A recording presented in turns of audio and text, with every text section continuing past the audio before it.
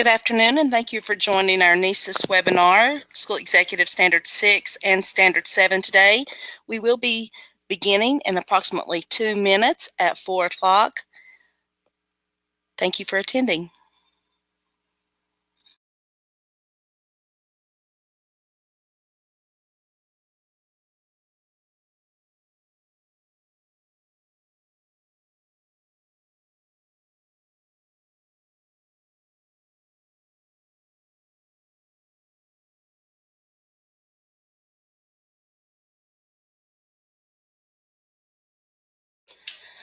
Good afternoon and welcome to another Tuesday afternoon NCEES webinar. Today we are looking at School Executive Standard 6, External Development Leadership, and School Executive Standard 7, Micro-Political Leadership.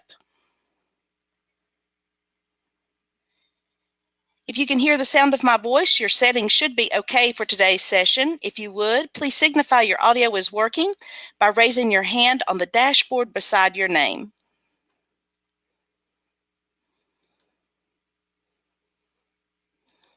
Okay, thank you. So again, good afternoon. My name is Kimberly Simmons, and I am the North Carolina Educator Evaluation System Coordinator, and I am joined by a couple of other colleagues. I know for sure that Heather Stewart is on the line with us. She is a Professional Development Coordinator for the Educator Support Services Division, and we have another colleague with us today. I think she may be on the line or may join us a little bit later, and that's Dr. Mandy Taylor, Professional Development Coordinator also for ESS. So thank you, ladies, for your support. These ladies will be monitoring the questions bar, and if you have a question or a comment you would like to share, if you'll put it in the questions bar, they'll make sure that your questions get answered or your comments get shared. Our webinar norms for today, we ask that you minimize your outside distractions. Please be attentive and participate. Notify the presenter if you are having technical difficulties by raising your hand, and please use the questions bar on your dashboard to ask questions. This is a diving deeper into standards type of webinar today. So when you registered, you should have received information or read the information that we did have prerequisites for today's webinar. We had asked that you take a look at the School Executive Standard 6 External Development Leadership recorded webinar and the presentation that went along with that recorded webinar. And also the same thing for School Executive Standard 7, Micro-Political Leadership, the recorded webinar and presentation. We also ask that you would review the document, the North Carolina School Executive Questions, because we'll be referencing that throughout the presentation today. If you have not completed these things, we would always recommend that you go back and do that, but you can still benefit certainly from today's webinar. We'll be looking at all of the information in an inclusive way. You just, for some of the more detailed descriptions for the descriptors and the elements that are within Standard 6 and 7, you may want to go back for the recorded webinars and presentations. Today, our webinar outcome, we hope that participants will gain a better understanding of School Executive Standard 6, External Development Leadership, and the same for Standard 7, Micro-Political Leadership. So, to the left of the screen, you see a screenshot of the questions for the North Carolina School Executive Standards. This is the resource we'd asked that you take a look at. You see the front page on the left, and External Development Leadership and Micro-Political Leadership questions are located in the red box to the right of the screen, which for within a handout, it would be on the back side of the document. So this resource not only provides you with questions that may be asked during an evaluation, but it also creates a clear understanding, a better understanding of the desired outcomes of each standard, because these are so crosswalked to the standards and elements, and specifically today looking at Standard 6 and Standard 7. So we'll look at this document more closely as we progress.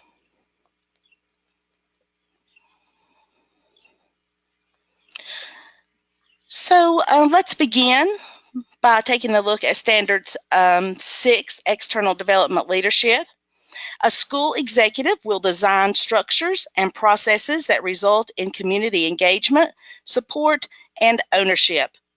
Acknowledging that schools no longer reflect, but in fact build community, the leader proactively creates staff opportunities for parents, community, and business representatives to participate as stockholders in the school such that continued investments of resources and goodwill are not left to chance. It's quite a mouthful, but you see here that I've tried to pick apart some of the important pieces of the definition just to highlight, of course, community. External development leadership is about the engagement, support, and ownership within your community, and also proactively in the center of the screen. It's not waiting to be responsive to situations or opportunities that occur, but instead proactively creating those opportunities for external development with your community.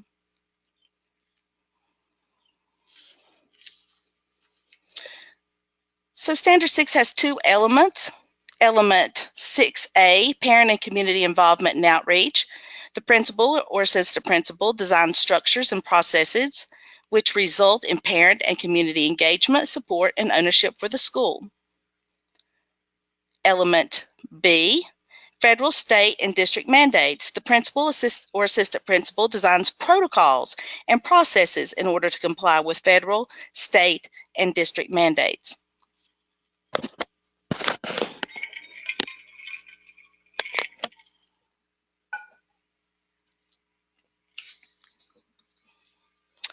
So taking a closer look at element 6A, the parent and community involvement and outreach, always remember to start reading any element or dissecting any element by reading what is in the gray.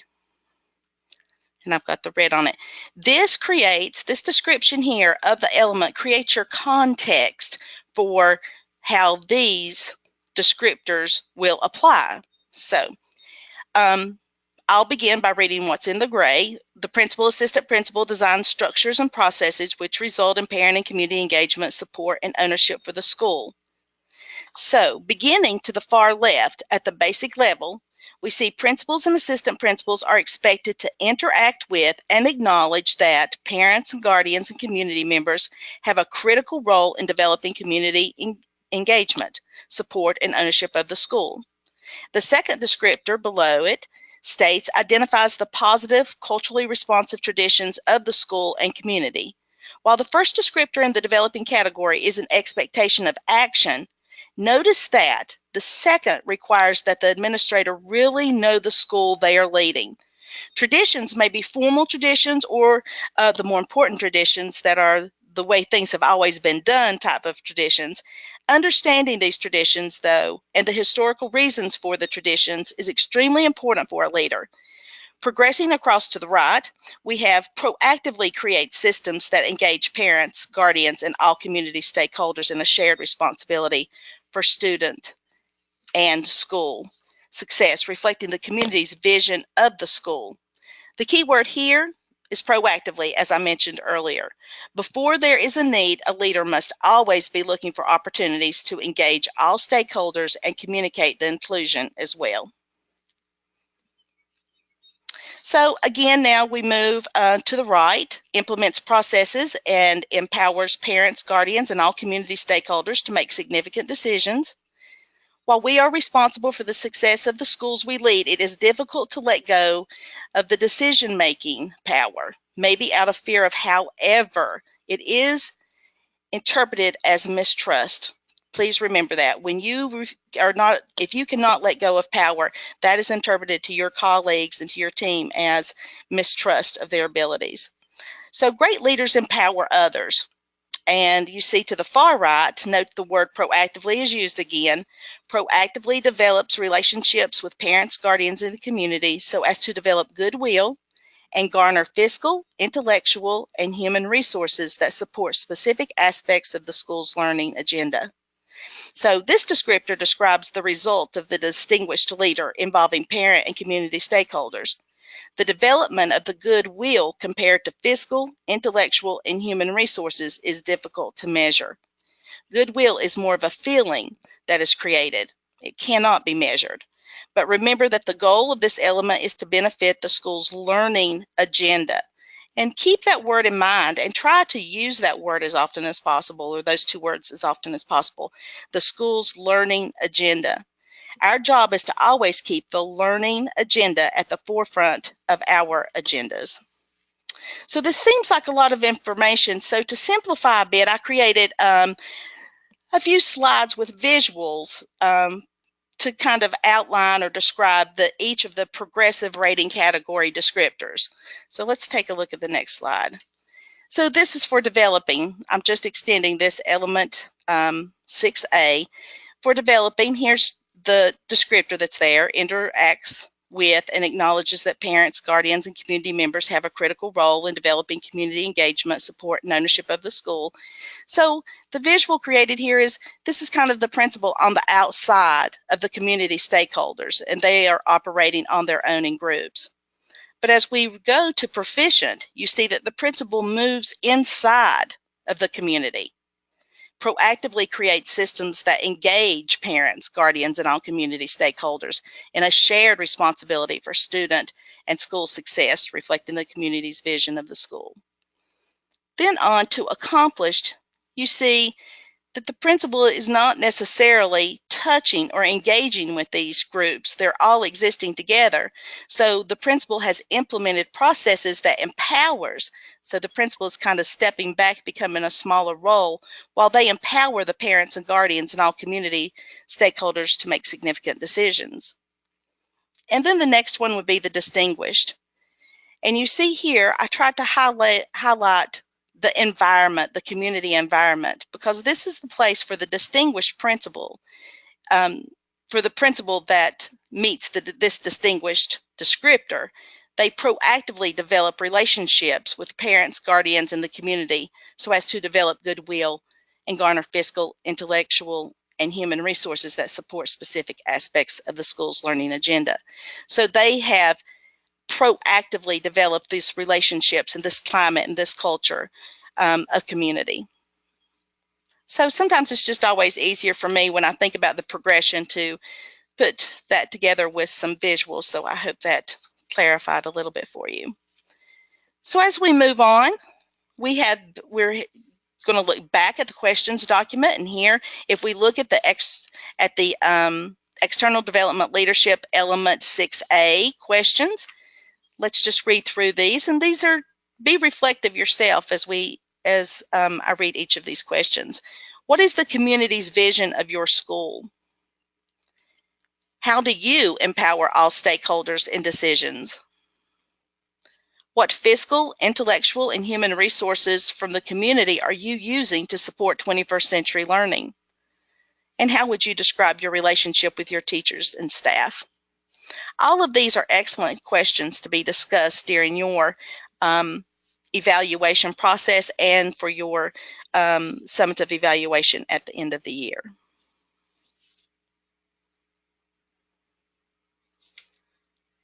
So now taking a look at element 6B, federal, state, and district mandates, states that the principal or assistant principal designs protocols and processes in order to comply with federal, state, and district mandates. Now, looking at the developing category,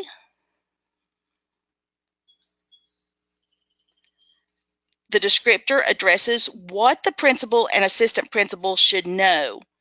It says, is knowledgeable of applicable federal, state, and district mandates, is aware of district goals and initiatives directed at improving student achievement, and you see that improving student achievement is underlined in red on the screen as a reminder of our ultimate goal again. Progressing to the right, the descriptor focuses on actions of the administrator, designs protocols and processes to comply with federal, state, and district mandates, implements district initiatives directed at improving student achievement. And then the next two descriptors ensures compliance with federal, state, and district mandates and continually assesses the process of district initiatives and reports results to district level decision makers. The reason for continuous assessment of the process stems from the continuous changes we witness within a progression and highly effective schools. So our descriptors to the far right focuses on the interpretation of the federal, state, and district mandates for the school community, so that mandates are viewed as an opportunity for improvement within the school. Mandates too often are interpreted as a negative to those of us that have to implement them. However, if the focus can remain on the goal of the school and the learning agenda, as I mentioned before, we can use those mandates to support our efforts rather than view them as barriers. So the last descriptor actively participates in the development of district goals and initiatives directed at improving student achievement. This descriptor takes us outside of our buildings to the district level, where we can ensure that the goal of school improvement drives the development of the district goals and initiatives.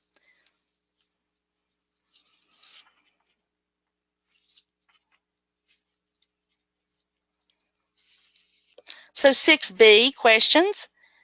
We have a couple here. What protocols and processes have you designed that ensures compliance with state and district mandates? And how are you involved in district initiatives?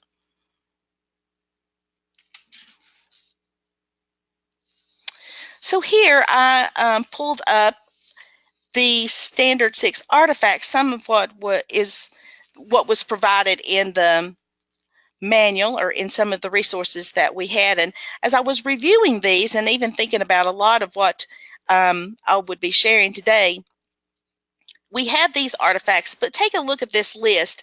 What are some additional artifacts that you can think of that would be more representative of 21st century learning in your school, or some new waves of communication that you may have or may have implemented in your school, especially regarding your external leadership opportunities? You can respond in the questions bar.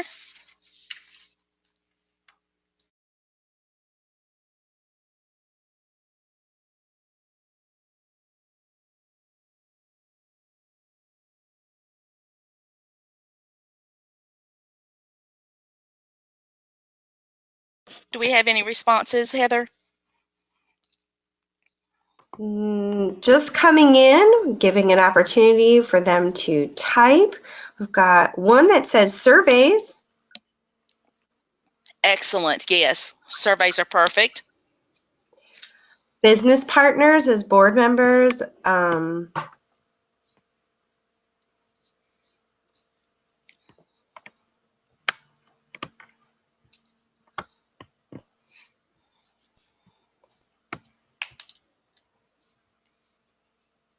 Okay, good. Some others examples may be websites that provide links to state and federal mandate information, or publications, or any platform that you may use to create transparency into the mandates or into what's going on within your school and that learning agenda. Yeah, there was a comment about agendas, attendance sheets. Those things can be used as artifacts. Perfect. Any of the multimedia presentations, and then post them on the website for transparency. Absolutely. Yeah, great. Okay, thank you.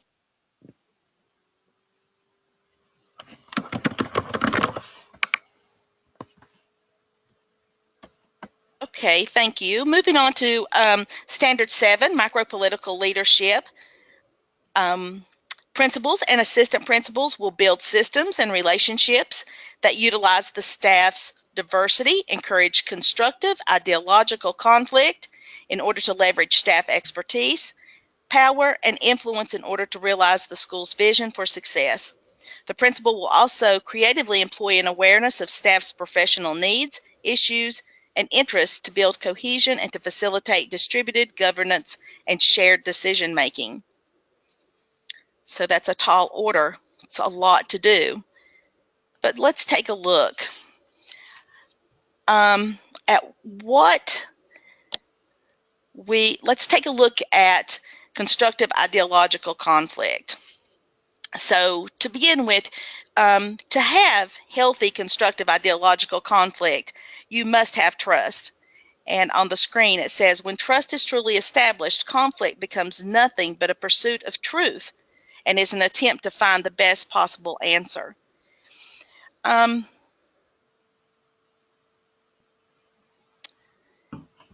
First, let's think about what constructive ideological conflict really means. It's a useful willingness to disagree. If you're kind of breaking the words apart, a useful willingness to disagree, and should be interpreted as a positive. But I think that we have had experiences where there is conflict, where we view any type of conflict as a negative.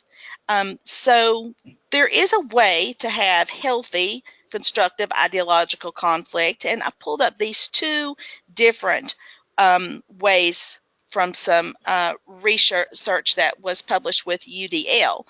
And it says to seek clarity and agreement on the terms for discussing ideological differences. Do people agree on the same evidence and information? Like, can we agree that the evidence we're bringing to the table is accurate evidence and that we'll make decisions from this evidence? Or we can ask, do we agree to what is authoritative? Like, we may have a conversation, but ultimately the decision may be mine as the school leader. But as you're sitting within these groups and having these conversations, you want people to feel comfortable disagreeing and challenging the evidence and information that we have. But this is a delicate process, and again, it must have trust. The second note, establish ways that a trusting relationship can exist despite ideological differences. Recognize ways that coexistence is possible, and learn how to control fear of exploitation and loss of self in the presence of differences. So keeping these two things in mind as you move forward next year and thinking about how you would like for your PLCs, just trying to point this back to something that's relative. When you're establishing your PLCs, to encourage positive, constructive ideological conflict will bring and build a lot of capacity within your PLCs, challenging each other, challenging information, challenging data. Those are all skills and tasks that support improvement. So fear of conflict is almost always a sign of problems within an organization. I'm just going to give you a minute to think about this statement and process it and hopefully reflect it back to something relevant within your organization.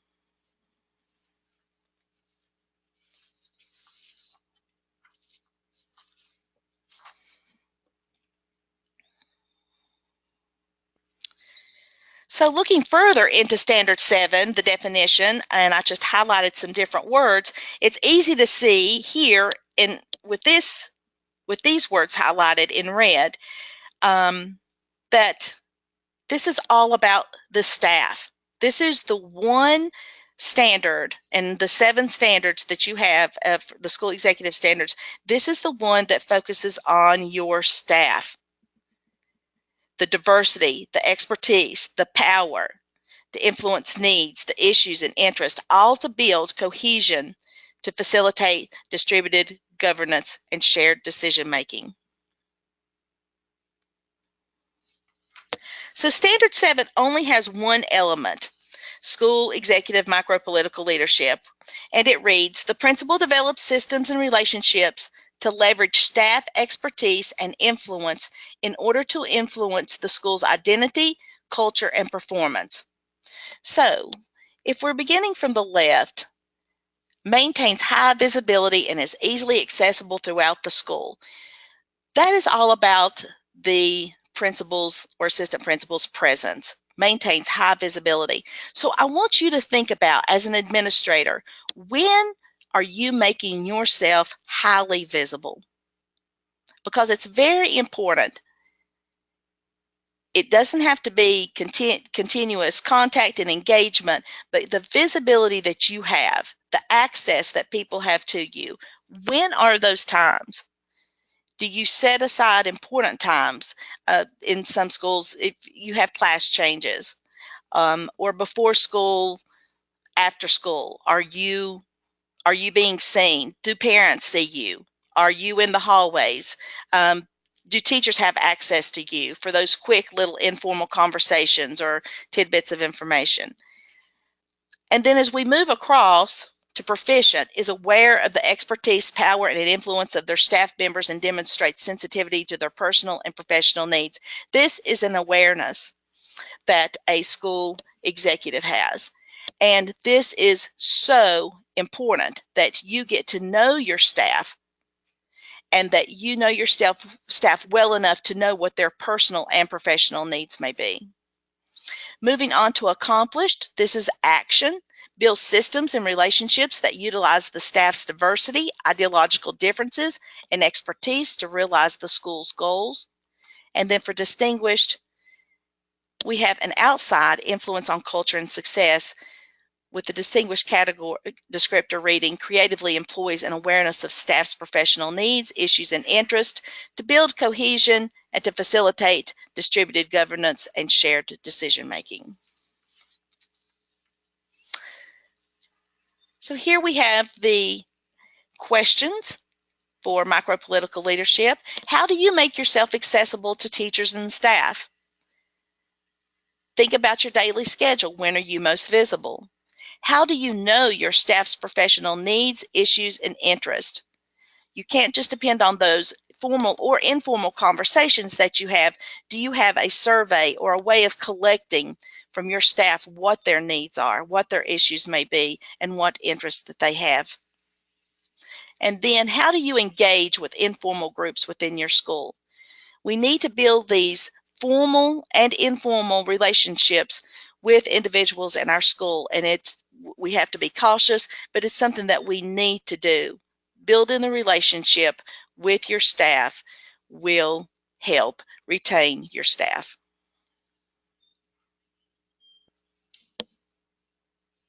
So best practices: use your staff's strengths, delegate, know the weaknesses and provide opportunities to grow, and get to know your staff on a personal basis, but be careful. We do not want robots. Differences are important. So ask yourself, how will this session help you become a proactive leader? What things have you heard or learned today or thought of today during this session that will help you become a proactive leader and build relationships, relationships, relationships?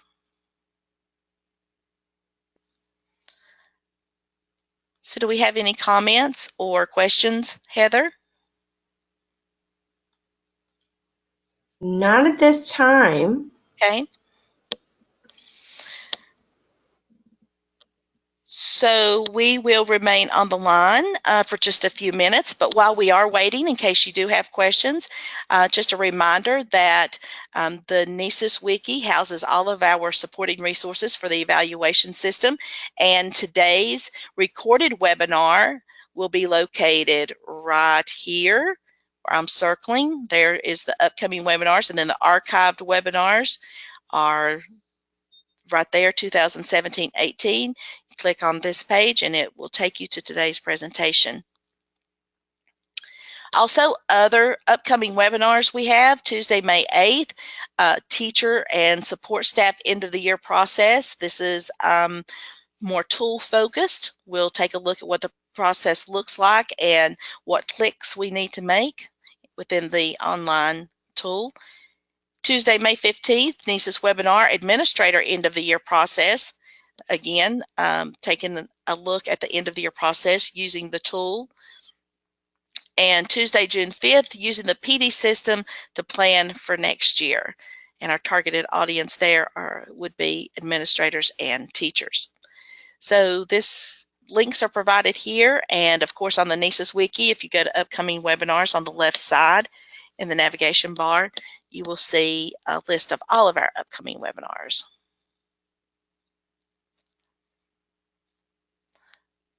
So we will wait on the line for a couple more minutes.